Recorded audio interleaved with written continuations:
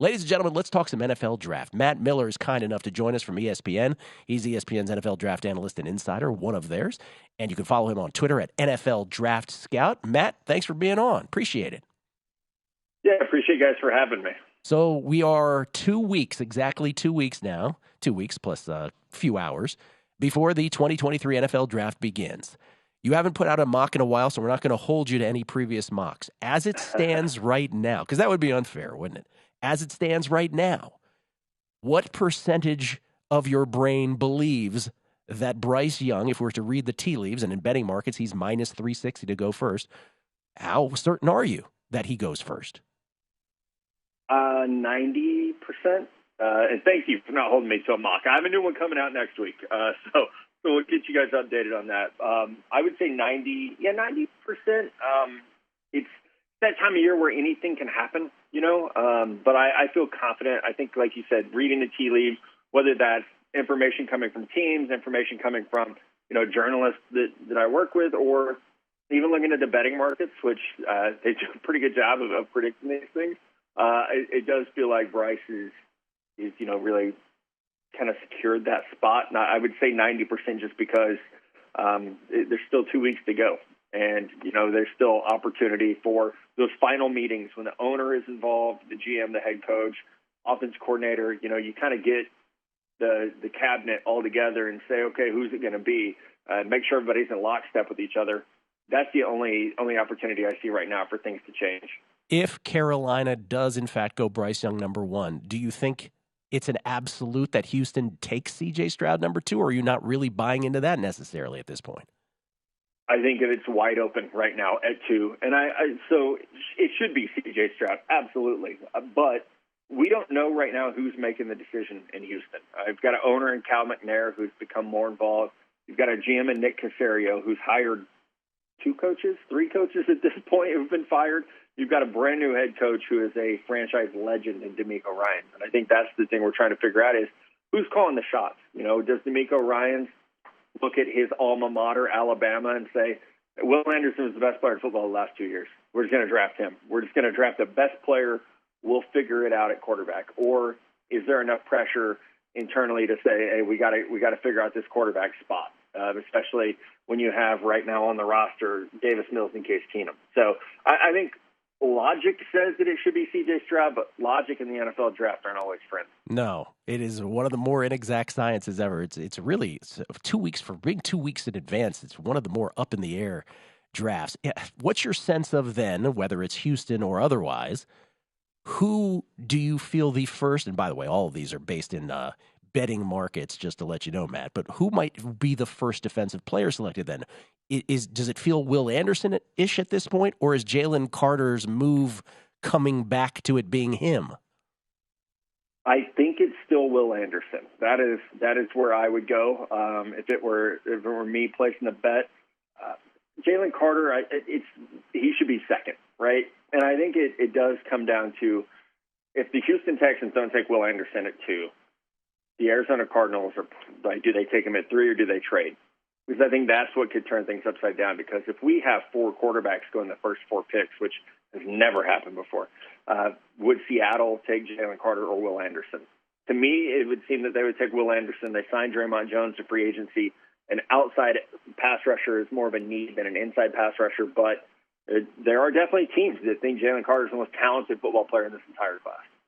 Now, while I won't hold you to your mock draft, I will look at your big board here because I think that your opinions there probably are steadfast, which is I was interested because I have Jackson Smith-Njigba going as the first wideout. I have a really good number on him, plus 340. He's now the prohibitive favorite at minus 225 in that market. You have him as your 5th overall player on your draft board. Is that correct? That is correct. I love Jackson Smith-Njigba. Kudos to you for getting that line that you got. That's fantastic. I think he's great. Now, he won't go number 5, like you said. A big board's different than a mock draft. He will be the first wide receiver drafted. I think you could already start spending that money. You could start thinking about what you're going to buy with that money because he will be the first receiver drafted. And that might be, it might be 12 to the Houston Texans. It might be 15 to the Green Bay Packers if we could ever convince them to draft a receiver in the first round. But wherever that happens, and I know there's talk about Zay Flowers maybe starting to push up against that a little bit. I think some of that is a little bit manufactured, just given the time of year. People want to be different than what something to talk about. Every team I talk to says Jackson Smith-Njigba will be the first one off the board. Yeah, I mean, this is almost an unfair question, but if it is Smith-Njigba first, I mean, you mentioned Zay Flowers, but we've heard buzz on Quentin Johnston from TCU, Jordan Addison, obviously. Some people think he's the best wideout out there from USC. Who's your sense would fall right after Smith-Njigba of wideouts? Yeah, probably Zay Flowers. If you could, bet on a stack, I would say JSN, Zay Flowers, then Jordan Addison, and then probably Quentin Johnston. But I think Jalen Hyatt definitely he has some fans around the NFL as well. And I think for Quentin Johnston, he didn't test as well as people thought he would. He's got the 12% career drop rate, which is kind of concerning as well. So I think there are enough factors with Quentin Johnston where he's just not quite as ready as you would like him to be. Big wide receivers who don't naturally separate have kind of had a rough go of it in the NFL, especially Big 12 wide receivers. So I think that's something that's maybe pushing him down a little bit. All right, I got two more questions here before I let you go. And again, all of these markets that people can bet on, and we're trying to sort of get a sense of what we ought to bet. First offensive tackle to go. Who do you think? Ooh, do we get to count Peter Skoronski as an offensive tackle? If so, I'm going to go there. Okay.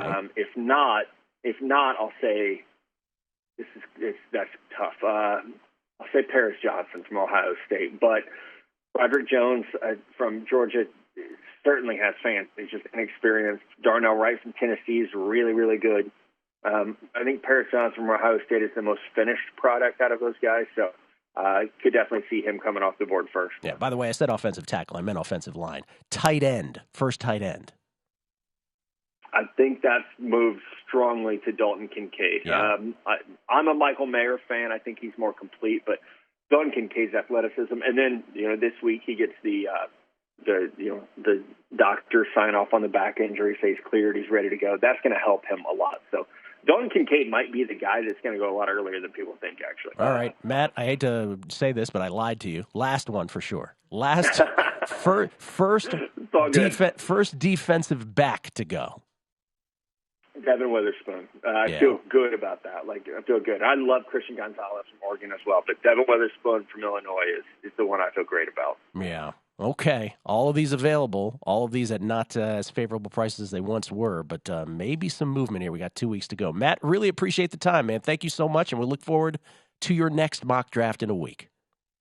Okay. Thanks so much. I appreciate it. Matt Miller, everybody, at NFL Draft Scout, NFL Draft Analyst and Insider at ESPN. Nice of him to join us. He was great. I think thank you, Dustin Sweetelson, for helping us get him booked.